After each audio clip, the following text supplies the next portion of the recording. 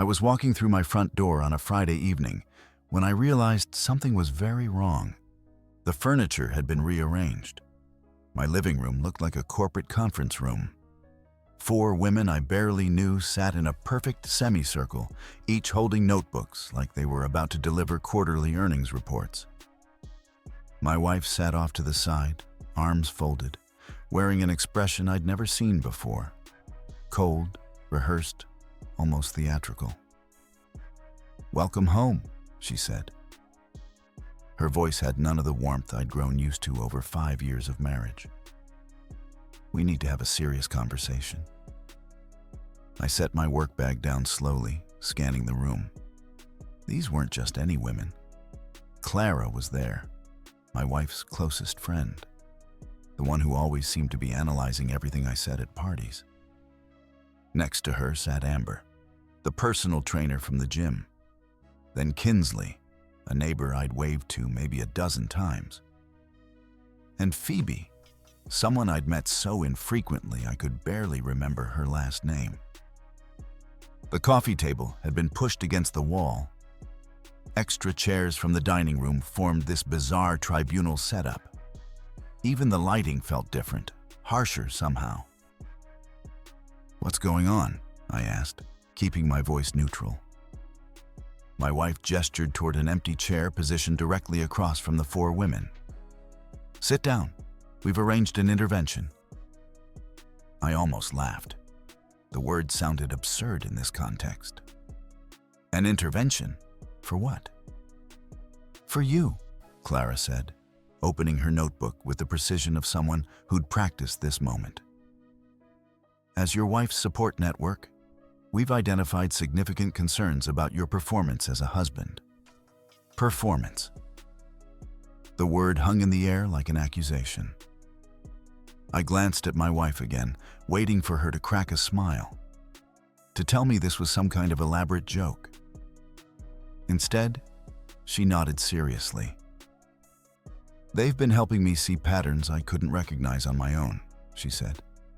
"Things that have been damaging us for a long time. I'd been married long enough to know when to pick my battles.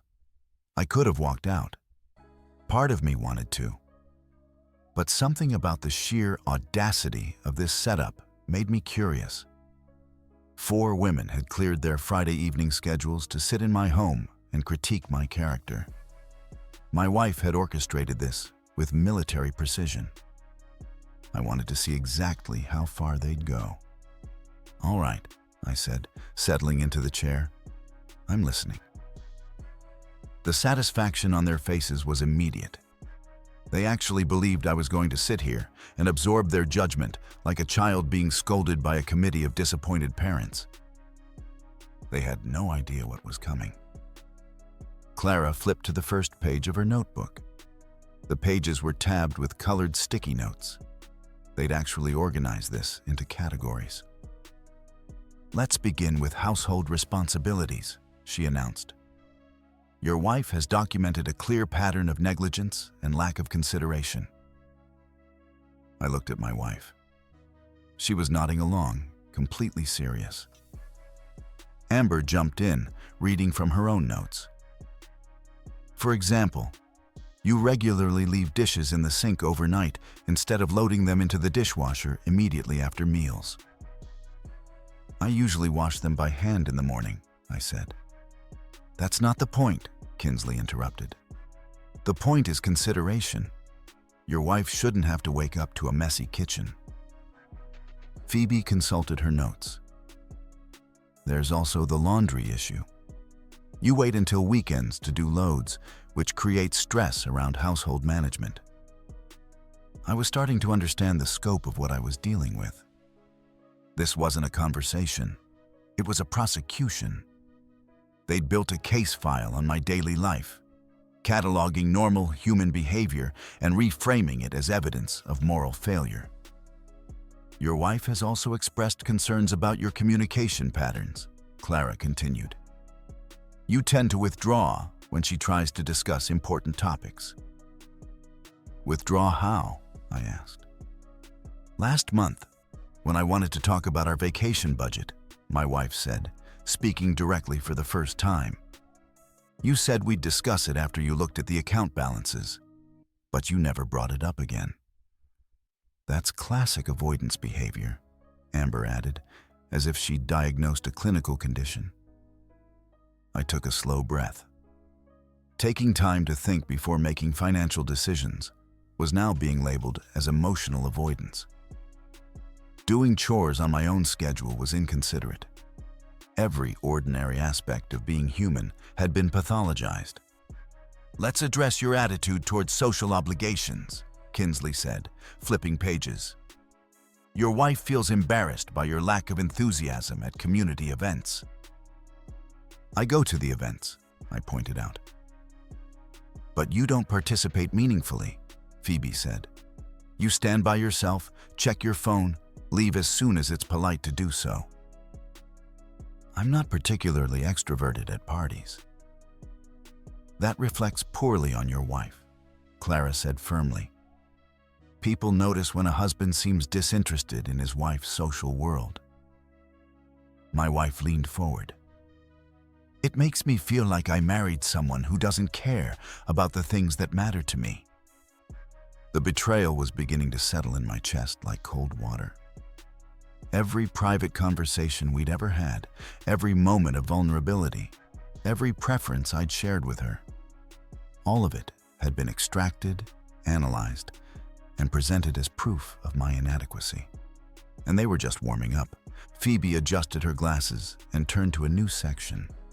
The pages were color-coded. They'd actually color-coded their assessment of my character. "Now we need to discuss more personal matters," she said with the gravity of a prosecutor presenting key evidence. "Your wife has been very courageous in sharing intimate details that reveal deeper problems." My jaw tightened, but I kept my expression neutral. "Go ahead." Clara took over. "Let's talk about romance and emotional intimacy. According to your wife, you've become complacent and predictable." My wife shifted in her chair, suddenly unable to meet my eyes. But she didn't stop them. "Your anniversary last year," Amber continued. "You made reservations at the same restaurant you always choose, ordered the same wine you always order, and gave her jewelry again. No creativity. No effort to understand what would actually make her feel special." "She's always liked that restaurant," I said. "And she wears the jewelry I give her." "But does she feel truly seen and appreciated?" Kinsley asked. "Or does she feel like you're just going through the motions?" My wife finally looked at me. I told them about the Christmas bracelet, how it was beautiful, but it was the same style as everything else. "You never asked what I actually wanted. You never said you didn't like them." "That's not the point," Clara said sharply. "A husband should pay attention to his wife's preferences without being told. You should notice what makes her light up, what excites her." Amber leaned forward. "Your wife also mentioned that when you watch movies together, you often fall asleep. Even during films she specifically chose because they meant something to her." "I work 10-hour days. Sometimes I'm tired." "Consider how that makes her feel," Phoebe said. "She's trying to share something meaningful with you, and you literally lose consciousness." The assault continued for another 20 minutes. They criticized my career ambitions, claiming I wasn't driven enough. They dissected my friendships, suggesting that Barry, my college roommate, was a negative influence who encouraged complacency. Every aspect of my life was examined and found wanting. Then Kinsley opened what appeared to be a separate folder. "Your wife has also shared concerns about physical intimacy," she said. "I think that's private," I said firmly. "Marriage problems affect everything," Clara replied. "Your wife needs support in addressing these issues." My wife spoke up. "I told them how you never initiate conversations about what I need. You assume everything's fine without ever actually asking." The humiliation hit like a physical blow. She'd discussed the most private aspects of our marriage with these women in enough detail that they felt qualified to counsel me about it. "She's also mentioned," Amber said carefully, "that you seem distracted sometimes, like your mind is elsewhere even during intimate moments." "She feels like you're not fully present with her," Phoebe added. I stared at my wife. She'd taken the most vulnerable parts of our relationship and weaponized them, not just shared them, reframed them as evidence that I was failing her. "These patterns all connect," Clara said, consulting her notes again. "Emotional distance, lack of attentiveness, failure to prioritize her needs. It creates a cycle where she feels increasingly disconnected." "And when a wife feels disconnected," Kinsley said, "it affects every single aspect of the relationship." "Which brings us to your attitude problem," Amber said, turning to yet another section. "Your wife has documented several instances where you've been dismissive or condescending during important discussions.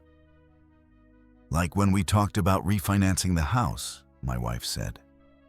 "I brought up concerns about interest rates, and you told me I was overcomplicating things. Because you were asking about rate locks and closing costs after reading one article online," I said. "See?" Clara pointed at me like I'd just proven her case. "That's exactly the condescending tone she's talking about." "Your wife is intelligent," Phoebe said.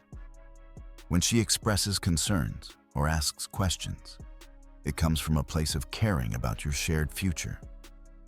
But you treat her like she's bothering you with trivial matters." The systematic nature of this ambush was crystallizing.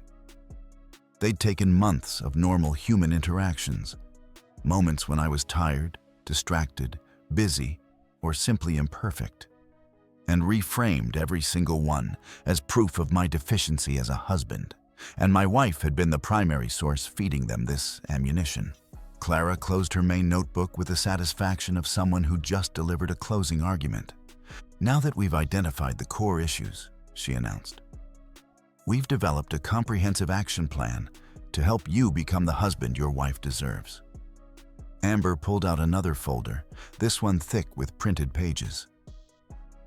"We've researched therapists in the area who specialize in communication skills and emotional intelligence. Dr. Frell comes highly recommended. He has a waiting list," Kinsley added, "but your wife has already called to get you on it." I looked at my wife. "You've already contacted a therapist without telling me." "I wanted to be proactive," she said. "Once you commit to this process, we can move forward immediately." Phoebe consulted her own action plan. "We've also identified books that will help you understand your wife's emotional needs better. The 5 Love Languages is a starting point. Though men are from Mars, women are from Venus, might be more beneficial."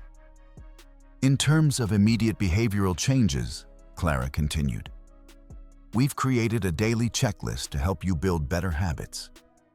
Amber handed me a laminated card. Laminated?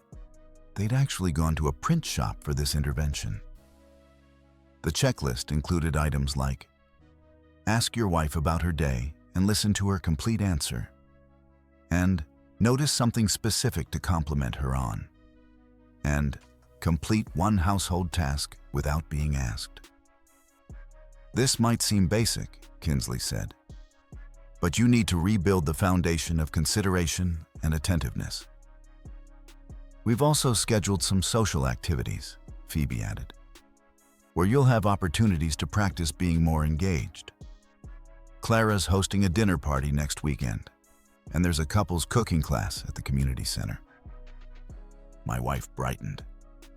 "I already signed us up for the cooking class. It'll be fun to learn something together." "The key is consistency," Clara said. "You can't try for a week and then revert to old patterns.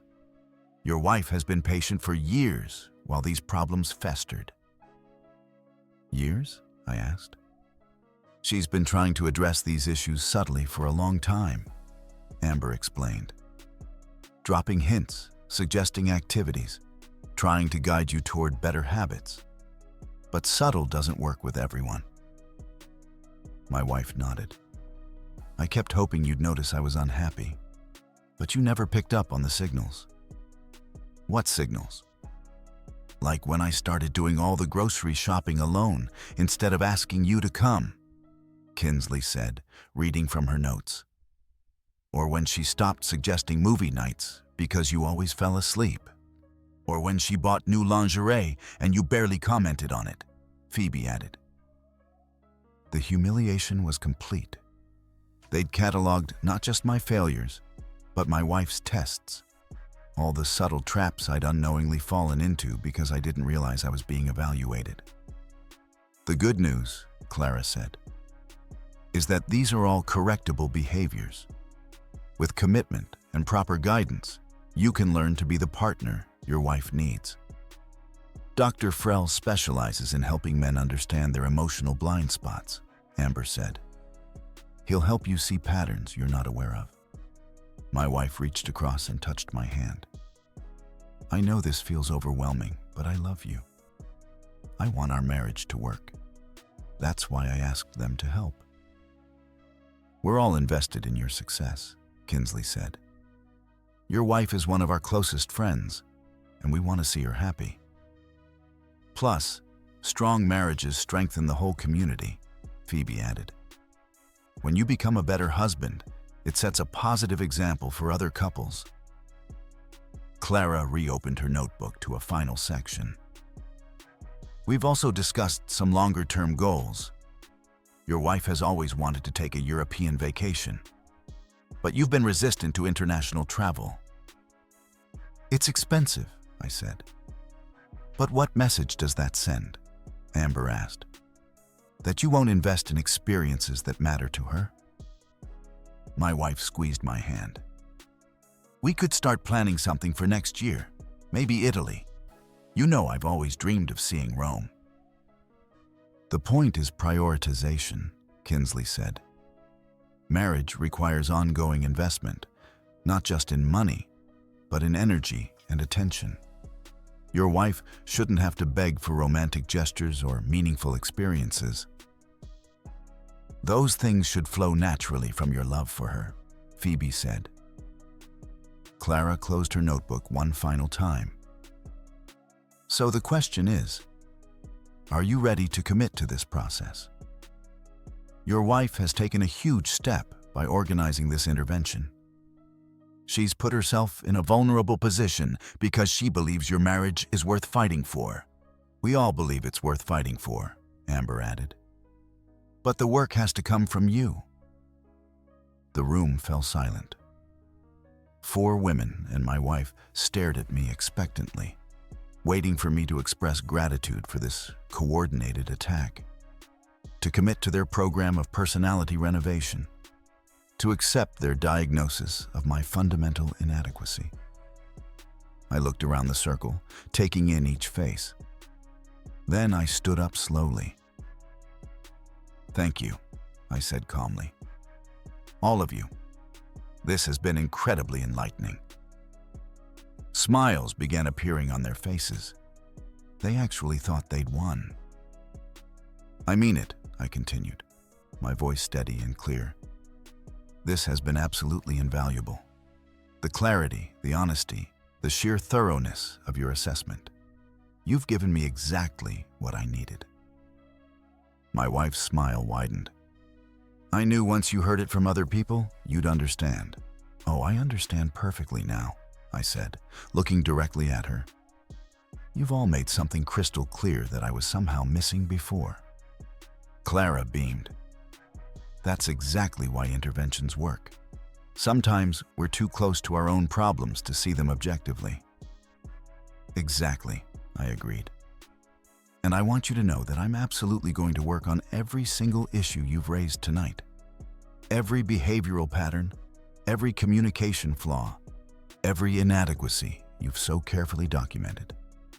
Amber practically glowed. That's the attitude that creates real change.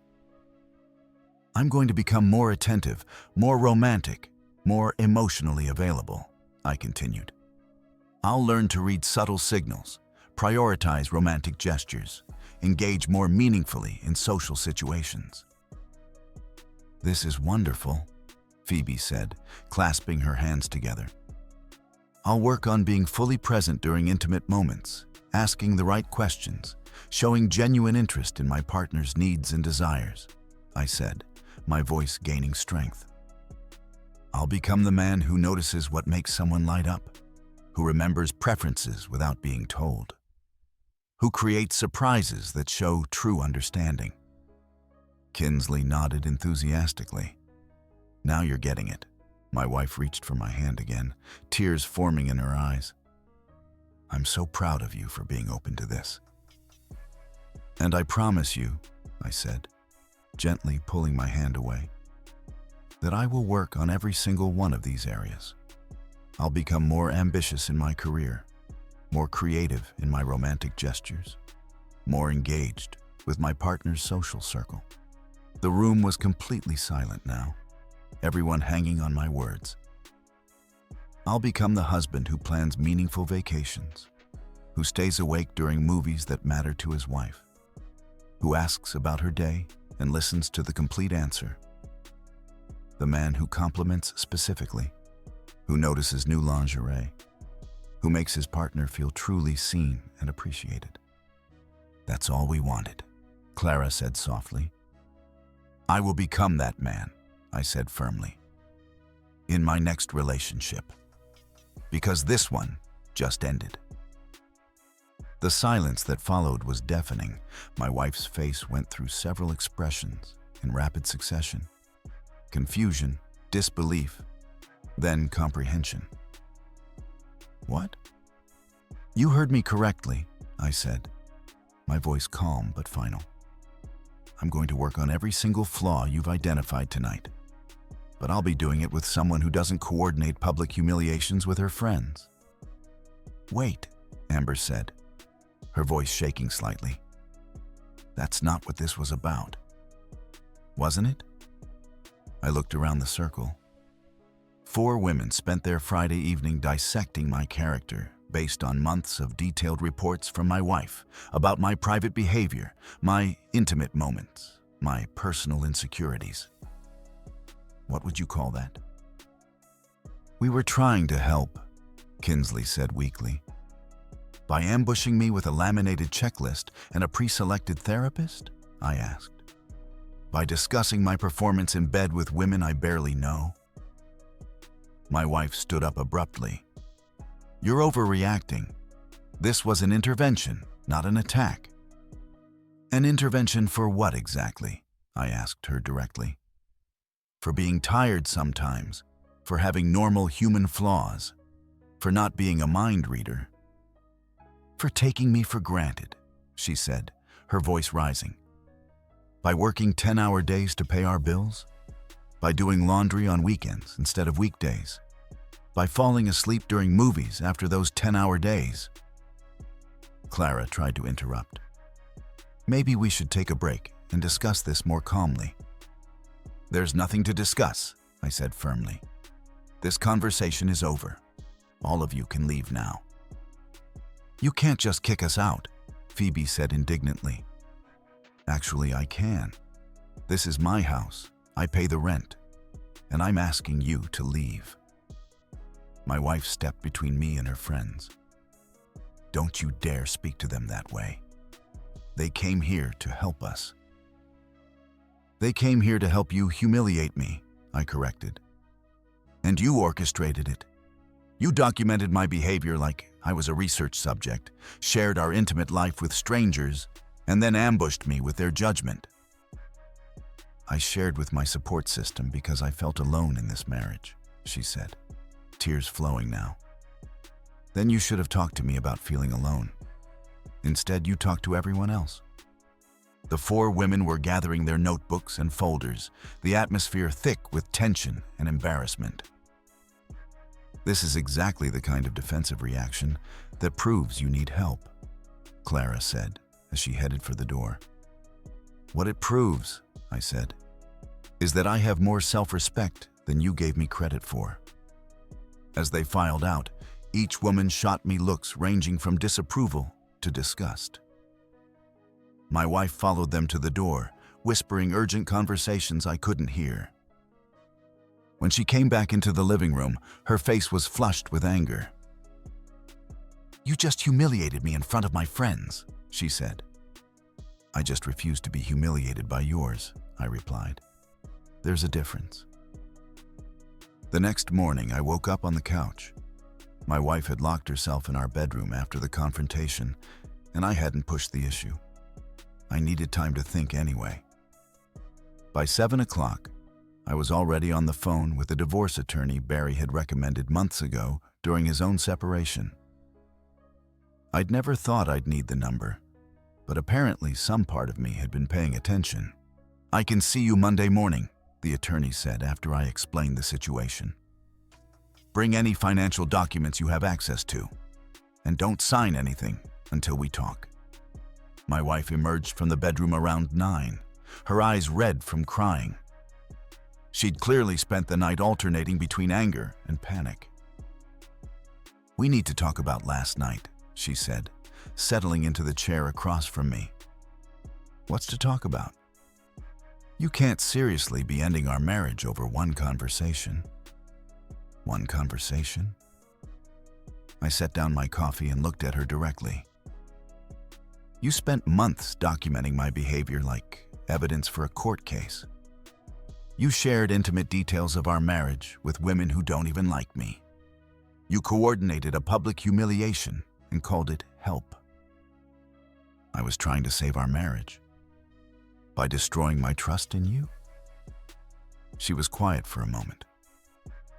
"Maybe I went about it wrong, but the issues they raised are legitimate." "Some of them probably are," I admitted.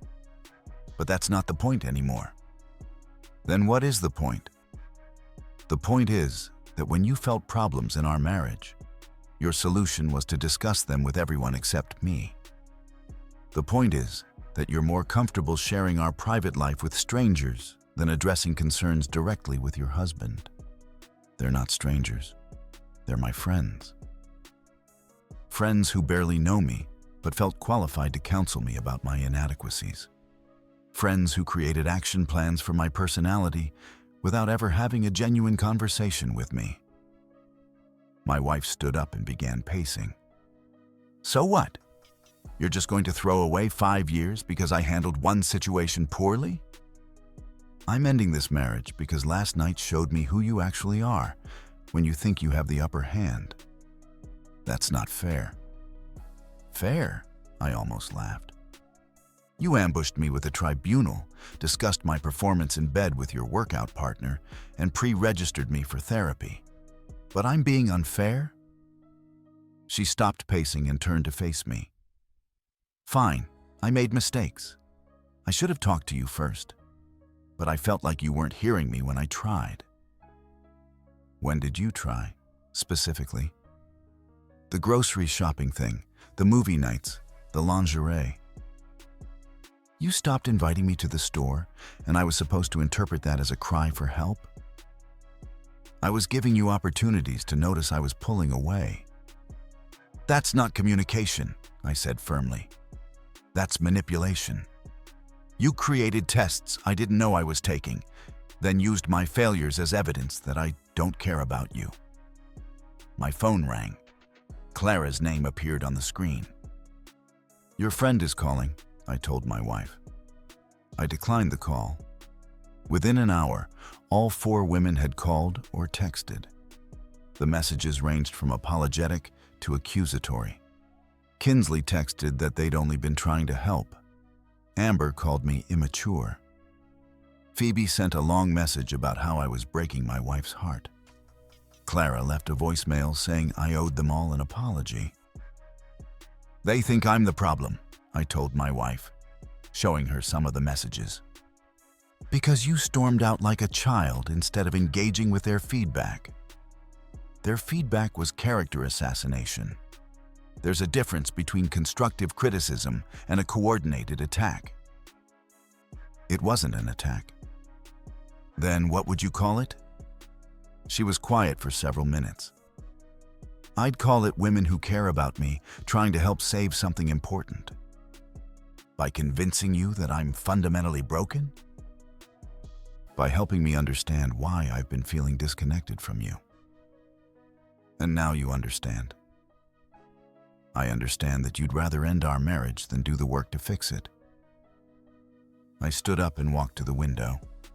Our neighbor was mowing his lawn, completely oblivious to the fact that the couple next door was disintegrating. I spent 5 years trying to be a good husband to you, I said without turning around. I worked hard, paid our bills, stayed faithful, tried to make you happy. Was I perfect? Obviously not. But I was genuine.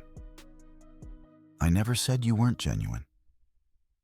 Last night you did. You and your friends spent 2 hours explaining how every gesture, every conversation, every intimate moment was somehow inadequate or selfish or inconsiderate. When I turned back around, she was crying again. I didn't mean for it to go that far, she said quietly. But you planned it. You coordinated it. You prepared materials. I just wanted you to hear how your behavior affects me. From 4 other people instead of from you? Because when I tried to tell you directly, you didn't listen. Give me one specific example of you directly telling me about a problem in our marriage. She opened her mouth, then closed it, then opened it again. The vacation thing. I mentioned wanting to go to Italy. Mentioning a dream vacation isn't communicating a marriage problem. The anniversary dinner? I said maybe we could try somewhere new. Maybe we could try somewhere new isn't the same as I feel like you're not putting effort into our relationship. She was quiet again. You never had one honest, direct conversation with me about feeling taken for granted or disconnected or unhappy, I continued. Instead, you collected evidence, built a case, and presented it through a committee. I was scared you'd get defensive. So instead, you made sure I'd get humiliated. By Monday morning, I was sitting in the attorney's office with 5 years of financial records, our marriage certificate, and a clear head. This is pretty straightforward, he said after reviewing everything. No kids, no shared property, minimal shared debt. We can have papers filed by Wednesday. That fast? When both parties want out and there's nothing complicated to divide, yes. She doesn't want out. She will when she realizes you're serious. He was right. When I got home with the divorce papers, my wife took one look at them and burst into tears. You actually did it. I told you I was done. I thought you were just angry. I thought we'd work through it. There's nothing to work through. You showed me exactly how you handle problems in our marriage, and I can't live with someone who thinks that's acceptable. Over the next 2 weeks, she tried everything. Apologizing, bargaining, promising to never involve her friends again, suggesting couples therapy. She even had each of the 4 women call me individually to apologize. We never meant to hurt your marriage, Kinsley said during her call. You didn't hurt my marriage, I told her. You revealed what was already wrong with it. The divorce was finalized 6 weeks later. My wife moved in with Clara temporarily while she looked for an apartment. The 4 women who had participated in my intervention suddenly found themselves dealing with the fallout of their meddling. Amber's husband heard about the situation and wasn't pleased that his wife had been discussing other people's intimate lives in such detail. Phoebe's own marriage became strained when her husband realized she'd been spending time analyzing other couples instead of focusing on their own relationship. As for me, I kept my promise. I did work on every single issue they'd raised. I became more attentive, more communicative, more thoughtful about romantic gestures. I learned to read subtle signals and ask direct questions about my partner's needs. I made myself more present, more engaged, more willing to be vulnerable. 6 months later, I met someone who appreciated those efforts without needing to coordinate an intervention to demand them. Someone who talked to me directly when something bothered her, instead of building a case behind my back. Someone who understood that partnership means addressing problems together, not prosecuting each other. My ex-wife still doesn't understand why I couldn't just accept their feedback and work on our marriage. She thinks I threw away something good over pride. But I know the difference between feedback and betrayal, between help and humiliation, between a partner and a prosecutor. And I know that sometimes the most important moment in your life is when you walk through your front door, see what's really waiting for you, and make the choice to value yourself enough to walk back out. Our story has come to an end. If you've made it this far, how about subscribing to our channel? It helps us immensely. I've selected 2 other videos for you that I'm sure you'll enjoy. Feel free to click on them. I'll be waiting for you in the next story. See you soon.